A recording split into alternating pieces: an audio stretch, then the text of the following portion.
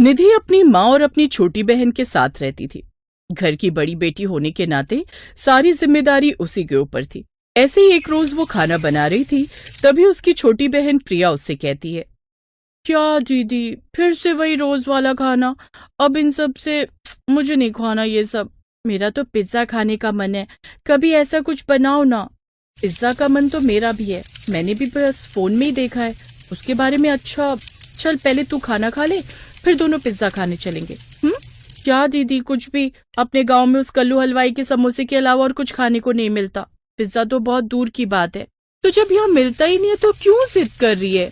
दूसरे गांव में तो मिलता है ना, चलो वहीं जाकर लेकर आते हैं। अच्छा चल, पहले तू ये खाना खा ले, तब तक मैं बाकी का सारा काम निपटा लेती हूँ, फिर हम पिज्जा खाने चलेंगे। अब वो दोनों पिज्जा खाने चली जाती हैं। वाह, सारा खाना एक तरफ और ये पिज्जा एक तरफ।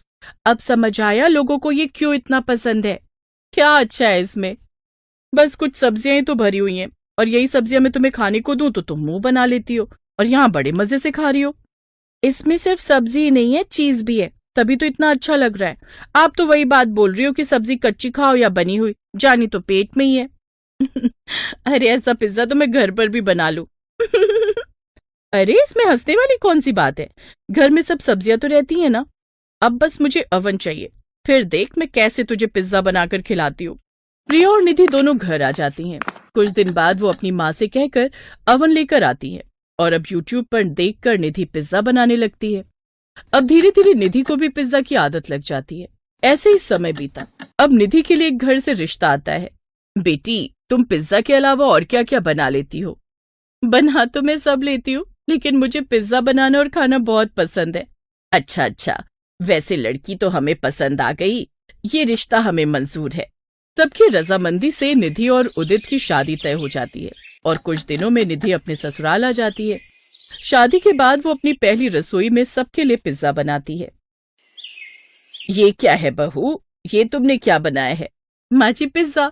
आपको पता है ना मुझे पिज्जा कितना पसंद है, और आप सबको भी तो अपनी बहू का टैलेंट पता होना चाहिए ना। अब खाइए।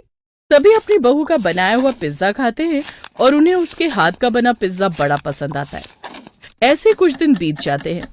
अब निधि हर रोज ही नाश्ते में अपने ससुराल वालों को अलग अलग तरह का पिज्जा बनाकर खिलाती। अब रोज रोज पिज्जा देखकर उसकी सास को निधि पर गुस्सा आने लगता है। फिर एक दिन रसोई में, अरे बहू, आज तो कहीं फिर से मैदे की रोटी तो नहीं बना रही? माँ जी, मैंने आज चीज पिज्जा बनाया है। ओफो, ये तो हमें बीमार करके ही रहेगी। बहू, मुझे नहीं खाना ये पिज्जा, मेरे लिए तो तू